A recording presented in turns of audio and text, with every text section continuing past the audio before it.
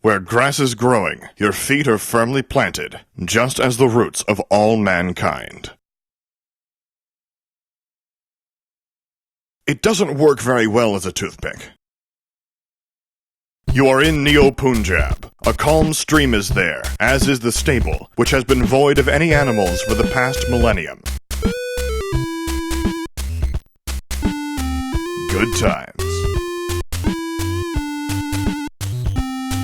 It is said that untold ages ago, before the second dawn of dino-kind, camels lived in this stable. You find a few shelves in the stable, mostly with there's just jars on them. 2 of them still have contents, but you decide it's not the best time for jar opening. A snake. Looks like the rattler has a mind of its own. Goes down your throat and you choke.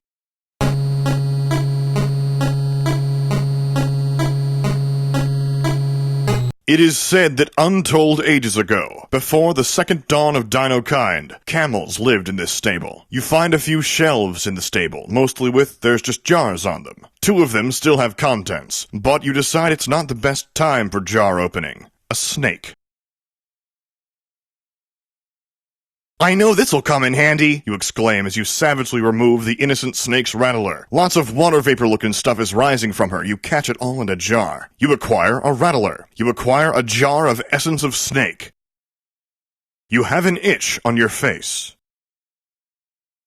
Whoops, there's still a jar of essence of snake in that hand. Hold up, there is definitely still a rattler in that hand, dude. Boy, you sure do seem to have a lot of items in your hands. You should probably find a bag.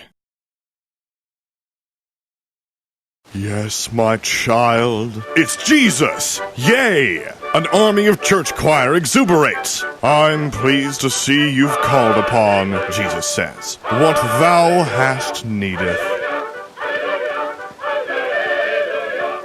I'm sorry, I haven't got one of those, my deepest disquiring. That's not a word, Jesus. You address the all-powerful deity. You're a carpenter, right? Couldn't you just build me a bag? He turns water into bag. Blessed is he who useth the bag, for he will have a bag. Jesus didn't really know where he was going with that beatitude. He ascends onto the heavens. You place the rattler and the jar of essence of snake in your new living water designer Boy! Bellows Jordan, your T-Rex father. It's almost brunch time! Clean your talons! You join Jordan on a walk of whimsy to the washateria, where all the dinosaurs of Neo-Punjab clean their talons before brunch. You reluctantly stick your talons in a wash basin.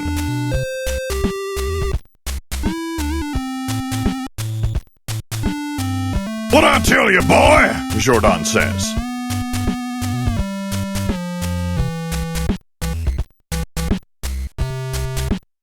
Damn, that got bubbly. How'd that happen? Boy, let me tell you a story about hand washing, Jordan says.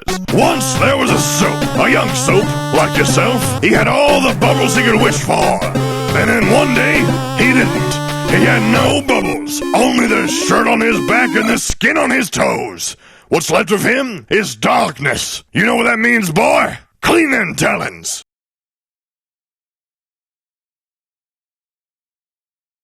The more you know, the merrier, Jordan says. Something's not right. Jordan, you ask, is this even soap? I don't make the soap, Jordan says. I just enforce it. This is ridiculous. Y'all sit at the brunch table and are promptly joined by a pterodactyl. He's cross-eyed, but no one says anything about it. He coughs as his trusty sidekick Turtle Man enters. He is neither turtle nor man, just dinosaur.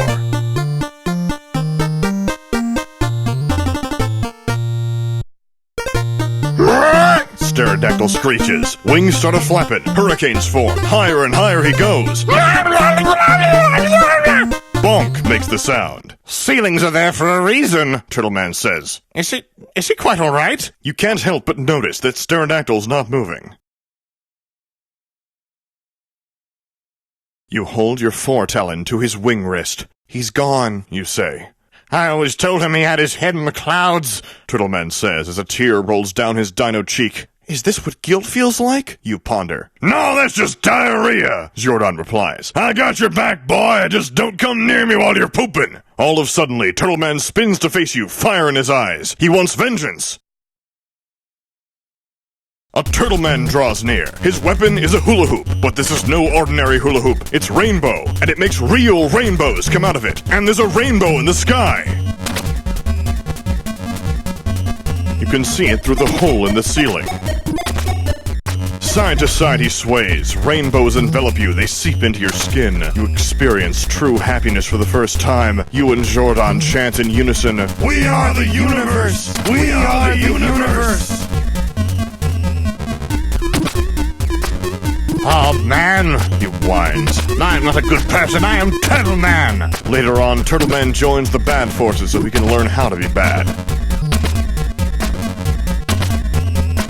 It's futile. And besides, why would you want to? Rainbows! Ain't you ever heard of the 5-second rule, boy? Zordon bellows. Quick now! Sated and satisfied, everybody shakes hands, except old Turtle Man, who pouts and dashes his rainbow hula hoop upon the rocks. Now that we've tasted the rainbow, I don't think I'll ever go back, you say.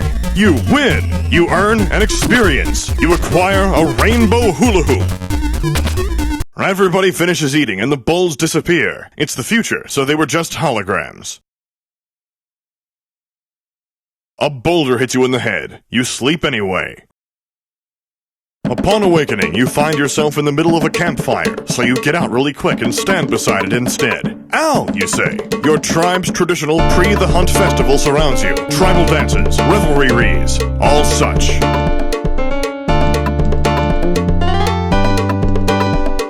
Their playing was already spectacular, but as you inch toward them, their excitement grows, as you've never played with the Bongo Bros before. Play this bongo! One of them shouts. You slap them bongos. Jung Jung says, I am Jung Jung. You're not Bongo, but Jung Jung doesn't know that. Jung Jung like Bongo. Bongo like Jung Jung, too, he says. You suppose you like him well enough. Another Bongo bro named Bonky Gong. He plays bongos with his brain. Let me try, you say, cause I want brain for bongo playing. No, Jung Jung, says Jung Jung. He says this to you, not to himself. But he says Jung Jung because he has to say Jung Jung in every sentence because he is Jung Jung. Everyone plays them bongos like it's the cool thing to do. As the musical intensity grows, the dinosaurs are dancing way harder. The flames are going everywhere, so much that it's scary because fire might catch burnable things on itself. Your tribe is content. Each member returns to his or her respective domicile to prepare for tomorrow's mysterious, vaguely foreshadowed events. Sleeping commences.